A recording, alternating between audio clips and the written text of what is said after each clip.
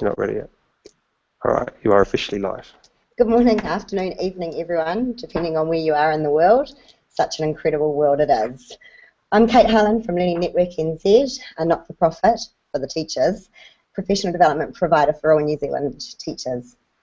We're really proud to be part of Connected Educator Month, NZ, and this morning, Prime EdChat NZ is launched, and its first live chat hosts international expert on thinking dispositions, thinking tools, and the habits mind, Graham Watts, who will be answering our questions, queries, while you give us your take on the Twitter feed. But before we chat with Graham, it's my pleasure to introduce the Prime EdChat NZ creator and host this morning. To lead the chat, James Hopkins. James. Thanks, Kate. Welcome to Prime EdChat New Zealand's first ever Google Hangout and accompanying live Twitter chat. It was an idea that popped up last week, and I am so fortunate to have friends here at Learning Network that this idea has come to fruition so quickly. My name is James Hopkins. I've created Prime EdChat actually to give back to the primary teaching and teaching community as a whole, because it's shaped my practice so massively via Twitter and via Google Hangouts. This first chat is focusing primarily on how thinking tools underpin a successful transition between the primary and education classroom. I'd like to welcome Graham Watts, famed for his work with the Habits of Mind, Hot Tools and Thinking Tools. Graham is the Associate Director of the Institute for the Habits of Mind for the UK and for the whole of Europe.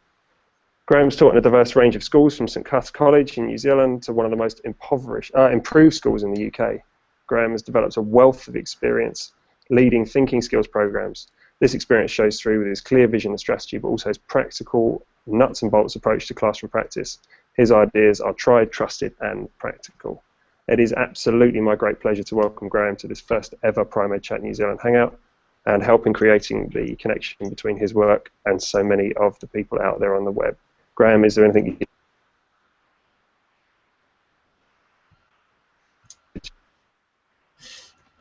Hello, everyone. Hello, kia ora, and thank you very much for this opportunity to join you and to be with you.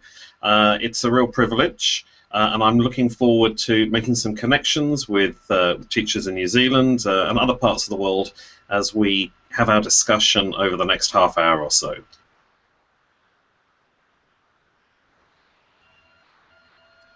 Thanks so much, Graham. So we might as well get underway, and Kate and I will be asking a series of questions predominantly related to the way thinking skills underpin successful transition between primary and secondary education. So Graham, our first question number one, which I know is being tweeted out live at the same time, and we've got a good Twitter feed going on, so people are very free to ask questions via that. How do you think the thinking tools underpin a very successful transition from primary to secondary schools? Yeah, that's an interesting question. My most recent project here in the UK has been working at a secondary school that had the dubious title about 7 years ago. It was the lowest achieving secondary school in the UK, which, as you can imagine, is up against some pretty stiff competition. The school had only about 4% of their kids graduating when they were 16. The figures were kind of 4%, 6%, 8%. They'd had 7 principals in 2 years. And one of the biggest issues, really, was that over half of the kids at the end of their second year of secondary school were actually at a lower level in English and maths than they had been when they left primary school. So there really was a very significant issue. The question being raised was what on earth is going on in the first 2 years of high school? How are the kids, in effect, losing value? How are their skills going backwards? I've come to the conclusion that out of the many skills that are essential, out of the many components that are involved in successful transition, I would probably organize them under 2 headings. One, I would say, is the affective domain, and the other is cognition. Very simply, when we look at kids moving from year 6 into year 7, or whether they're leaving intermediates to go on to year 9, I think the focus on transition needs to be on what the kids have achieved, what they are taking with them in terms of skills and abilities. Now, in some cases, some kids who perhaps have struggled at primary May not be where we would hope them to be in terms of national standards, dare I use that expression, but I think it's about setting them up for success at the next stage, and that would mean helping them, first of all, and to my mind, thinking about the emotional and social as always the starting point, helping kids realise that they have made achievements, helping them realise they have strengths and assets, whether those are skills in literacy, whether they are skills in numeracy, whether they are thinking skills, whether it's competence with particular thinking tools, helping them see the value of what they have developed so far, and helping the teachers in the secondary school see the potential that the kids arrive with. Certainly in my work here, one of the struggles I have had is when I'm working with teachers in the secondary context, sometimes the greatest focus is on the kids in the exam years. So the kids in the kids in year 11, 12 and 13. In fact, in one school I was working in, it took me a term before I could get a meeting with all of the people who taught year 7, because it was so far down their list of priorities. I think the second stage of transition really has to be helping the secondary teachers who will be taking the year 7s or the year 9s, depending on which stage we're talking about, helping them see the potential, the skills, the capabilities that the kids arrive with.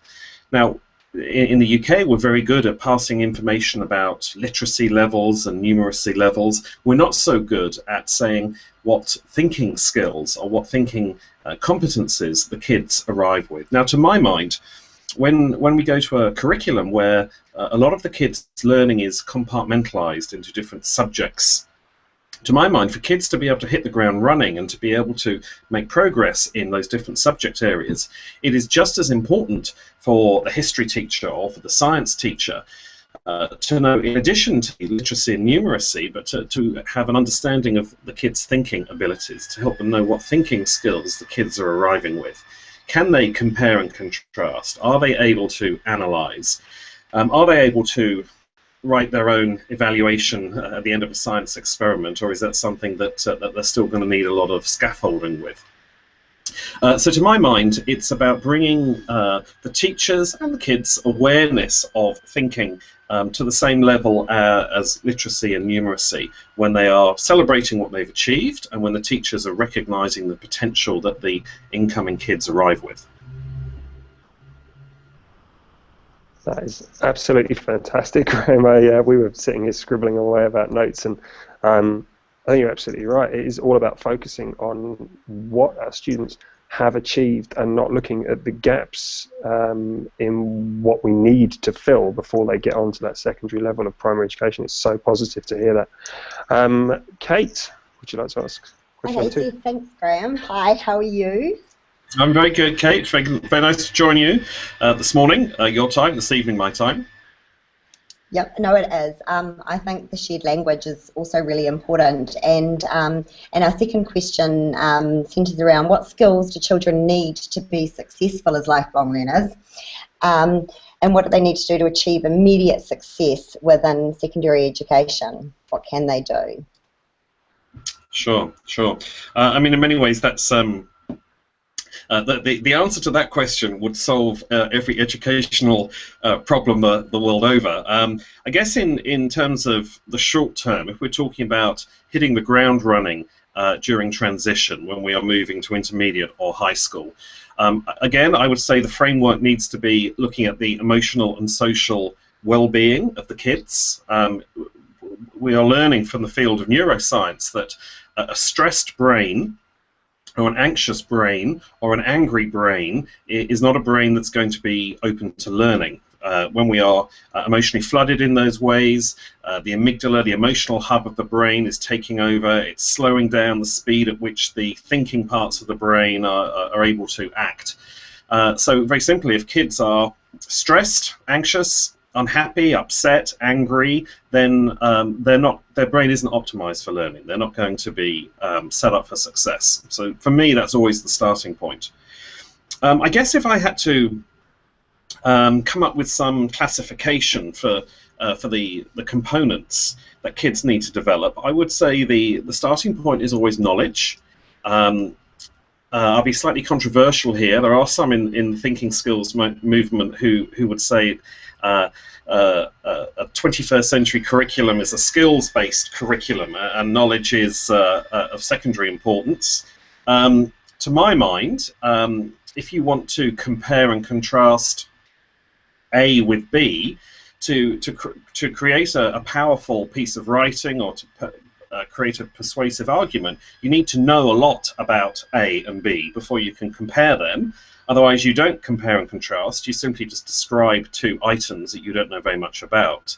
So I'm still a great believer that we do, and kids do need to be developing a deep and rich body of knowledge. Actually, one of the projects I'm working on at the moment is writing a book on how we tackle underachievement amongst communities in the UK who have traditionally been underachieving. It's particularly looking at white working class boys.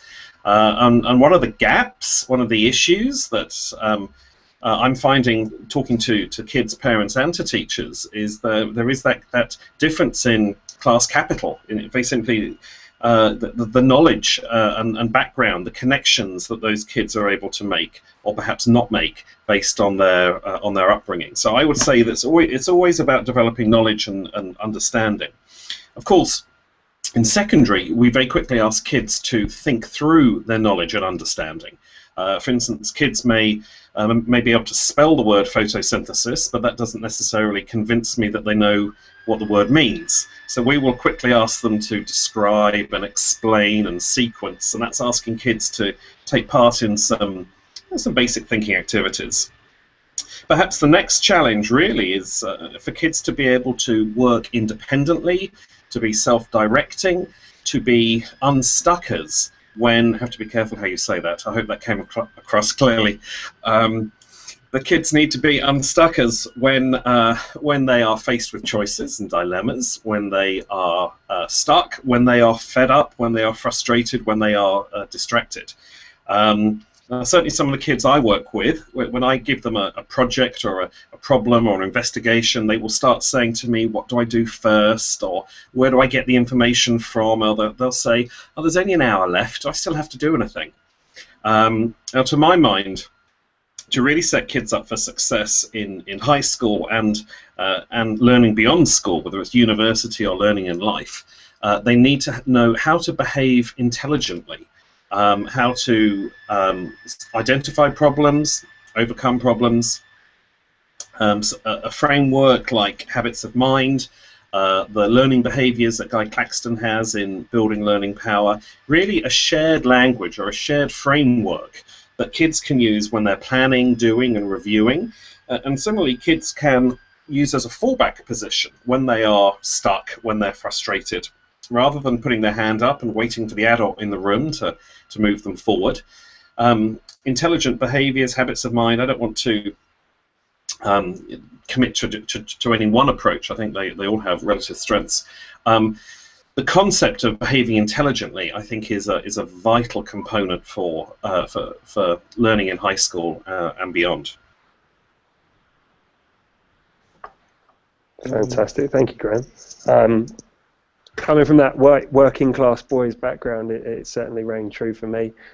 Picking up initially on that, maintaining the calm, it's very, very important that we always remember that children's brains aren't going to be ready for learning if they're focusing on other things, and that susceptibility to the stress and everything else.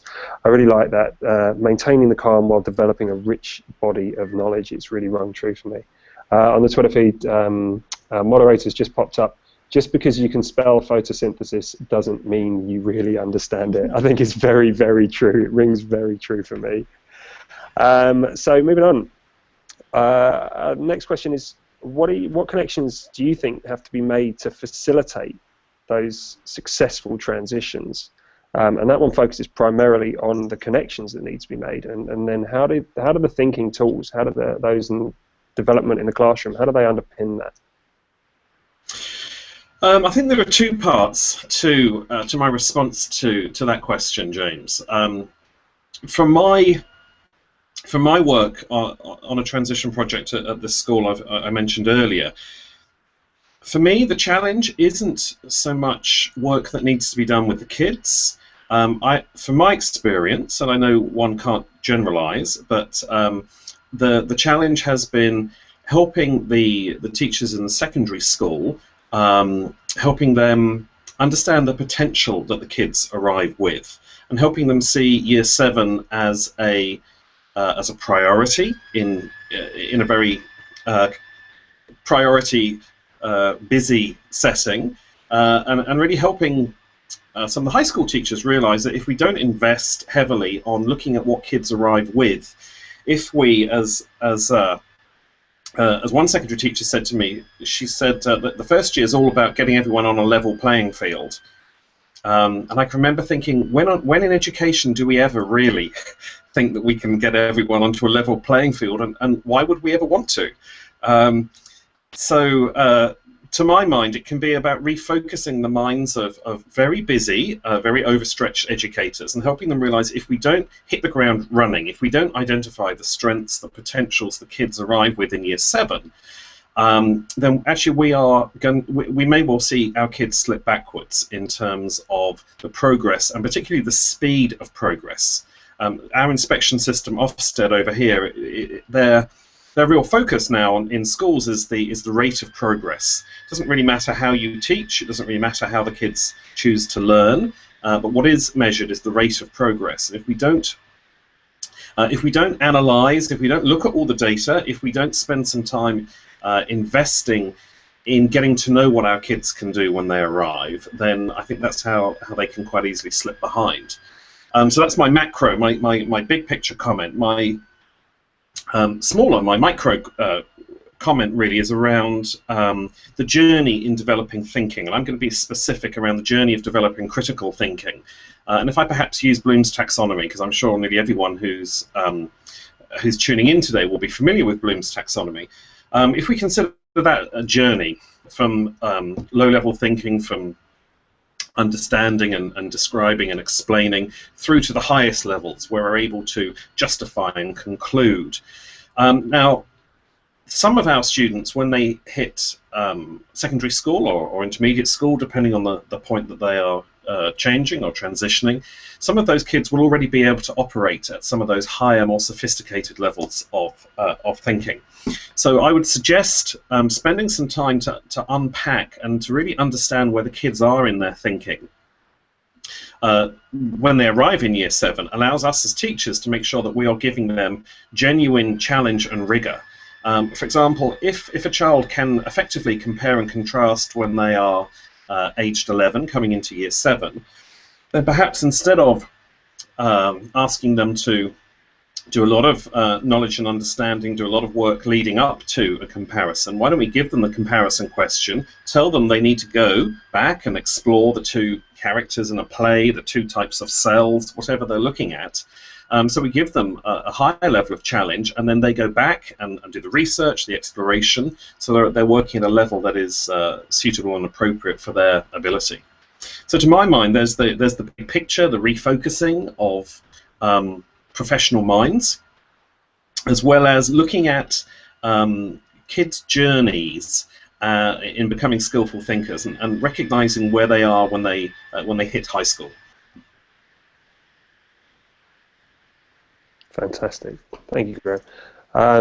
And I think absolutely finding that level of suitability and unpicking it on an individual student basis has got to be the absolute key to what we're doing, especially, I guess, as when you go into high school, and those teachers, the same way that those taking in children into transition in the early years here will not know those children. And to hear your comments about knowing who that child is on a thinking skills level, unpicking that child as the individual and trying to tailor it that way, it really screams personalised learning for me, and student voice and a lot more. Assessment for learning. I love the way you talk about genuine challenge and rigour. So that will lead nicely into our next question, which is talking about those stages of successful thinking skills acquisition. Could you describe a primary school student maybe versus a secondary school student, and what those different stages might look like? Sure. Actually, before we move forward, Kate, just one observation that came to mind. One secondary school I worked with here in London had the interesting challenge. The most disruptive kids were the kids in the top sets. And they asked me to observe, to do we call it a pupil pursuit, which sounds slightly like stalking, but basically you spend a day following a class and looking at the level of challenge that the kids are engaged with. So I spent a day following the top set of Year 8s, and they were truly very disruptive. They were clever kids. They knew how to be very disruptive and get away with it. It was interesting because the level of challenge was way beneath where they were. It was mostly about knowledge, acquisition, a certain amount of recall. The written activities would describe and explain. And for a whole day, these kids were bored out their brain. When we reviewed the level of challenge, when we put in compares and contrasts and analyze and some counterfactual questions, then we began to see them working in a very different way, in a much more mature way, and seeing them gradually improve their behavior. It was an interesting way to see how all those things can come together. Now, in terms of your question, you said describe primary versus secondary, Kate. Now, in some ways, I should blow that out the water a little bit, because I would say it's really not as simple as saying there is primary versus secondary, because, of course, if we are working at NCA level 3, certainly to get excellence, we need to be able to analyze and evaluate. We need to be able to conclude and justify. But we can only do that if we have a very rich base of knowledge. If we truly know the details, let's say if we're talking about English literature, for example, we need to know a lot about a particular text, about a particular author.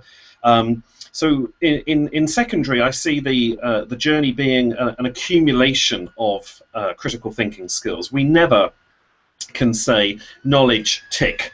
We've done that. We don't need to do that anymore. And of course, very often, as we immerse ourselves in a topic, we quite often change our mind. We change our opinion. We come back and think, actually, I'm not sure about that anymore. I believe it was Einstein that said there's no point having a mind if you don't ever change your mind. Rather than saying there are some types of thinking that are perhaps more primary and some that are more secondary, I see it as a journey where perhaps you add to your thinker's toolkit. Certainly in primary, I've seen Year 2 kids who can compare and contrast. I was in a classroom recently where the kids were learning about jobs on the farm, which is quite interesting because it was in inner city London, and I was sitting there thinking, I'm sure lots of these kids have never seen a farm. A farm is a work of fiction for them, but they were talking about jobs on the farm, and they were being asked, what job would you do and why?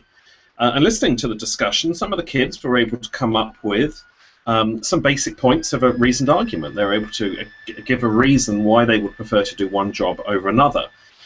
Now, would that be sufficient analysis to get excellence at NCA level 1? No, but it's the beginning of that cognitive trait. Whereas Piaget said kids had to be 7 or older before they could grapple with some of those abstract concepts, I disagree with that entirely. I mean, every church school in the world asks kids to grapple with the concept of God at the age of 5.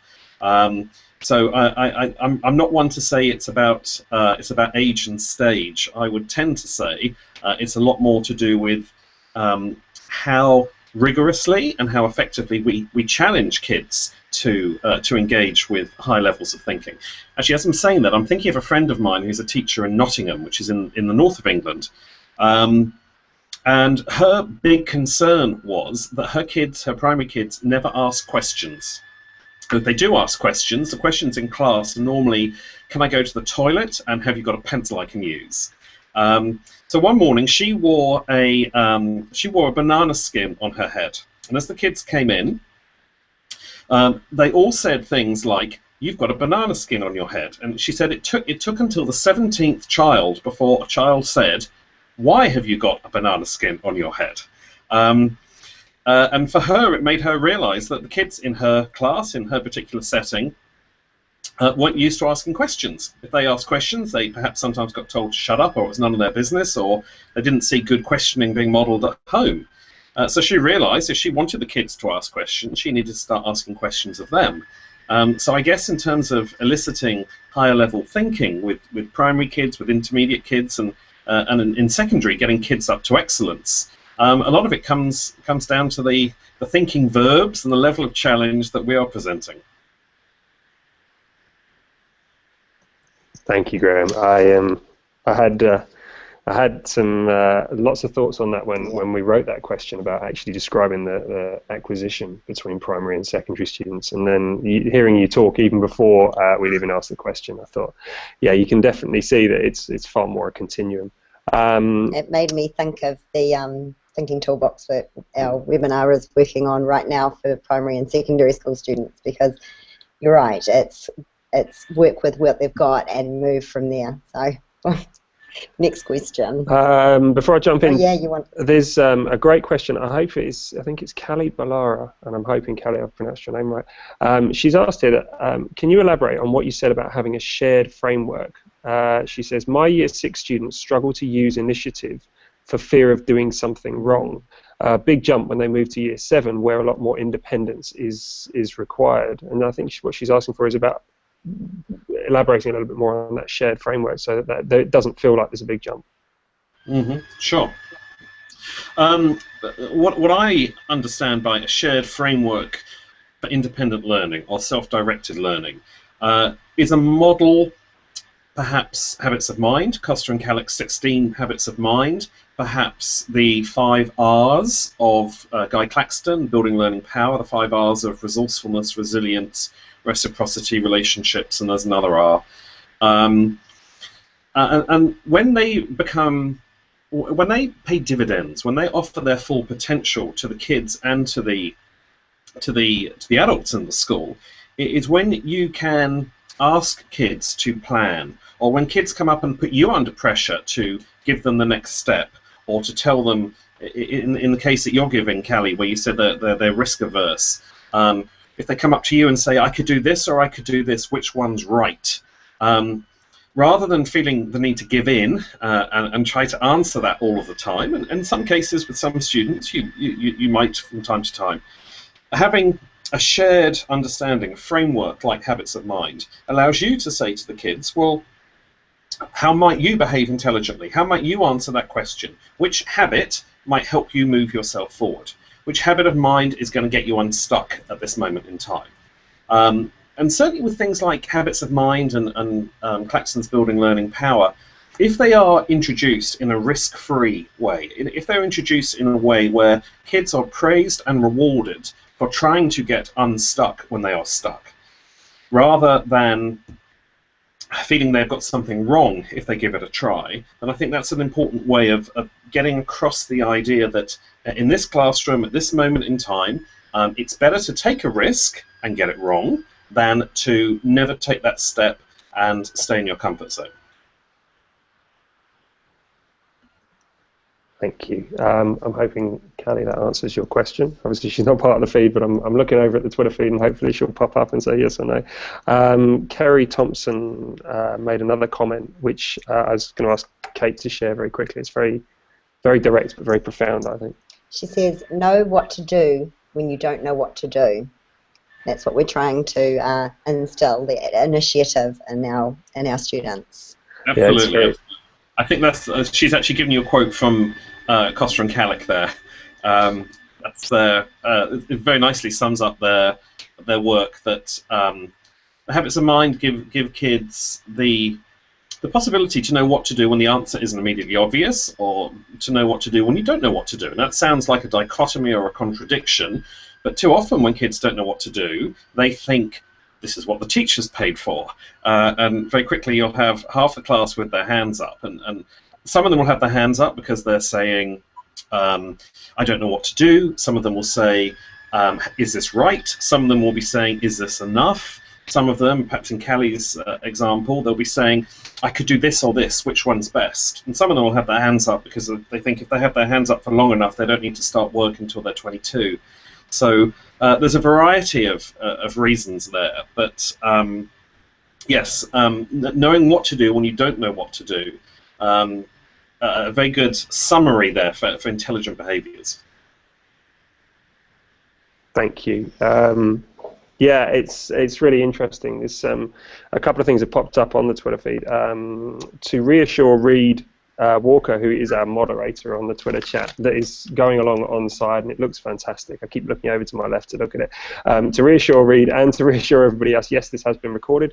Yes, it will go out, and we will reshare this link. I think his comments were something like, "I hope you're recording this. This is a fantastic resource," and I could not agree more. It is wonderful to unpick your mind a little bit more. And so I lead into, hopefully, well, what is down as our final question, unless anybody else comes in with some more comments or questions that we can talk about. And it's a real passion of mine. It's to do with, future focus and 21st century learning. And I've phrased it deliberately this way round. Where do you think technology fits in with thinking tools? What a wonderful question. And actually, when I was teaching at St Cuthbert's, I was in a very fortunate position of being a colleague of several people, Mark Osborne and Roseanne Donald, who were IT whiz kids, a generation ahead of their time, and really helped me see the potential. Because to my mind, well, I'm going to share with you what I call the F words. There are 4 Fs. Again, you have to be careful how you say these. That I think technology offers thinking in terms of its potential for kids in the classroom. The first F is for fluency. Now, I don't know what learners are like. Certainly some of the kids I've worked with are very reluctant to ever produce more than the bare minimum. I have found that technology, if I'm asking kids to perhaps generate possibilities, if we're thinking creatively, if I'm asking them to come up with possibilities rather than just one option, I find IT encourages the kids to generate those possibilities, to generate fluency. The second F for me is about flexibility. Being able to try things out, being able to experiment, being able to take a risk. And if you get it wrong, then you can delete it. If you're developing 2 or 3 options, the ones you don't like just disappear off the page. And the last 2 Fs for me really are about falling forward when we make mistakes. Certainly, having worked in independent schools, I realised that one of the challenges, particularly for kids in independent schools, is ever having anything in their book that is wrong or is inaccurate or anything that is a draft. I found a lot of kids really only wanted to have the fantastic high quality end result. And now if they're able to get that first time, that's fantastic. I've not been blessed with that ability. But I think IT gives kids the opportunity to try things, to take a chance, to experiment, to push themselves out of their boundary. That needs rewarding. It needs praise. It needs encouragement from the teacher and from parents.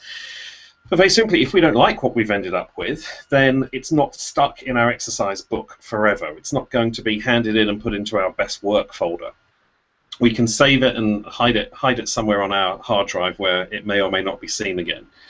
So we can fall forward when we make mistakes, when we take chances, when we are learning through trial and error. And I think IT gives so much potential for falling forward rather than falling backwards.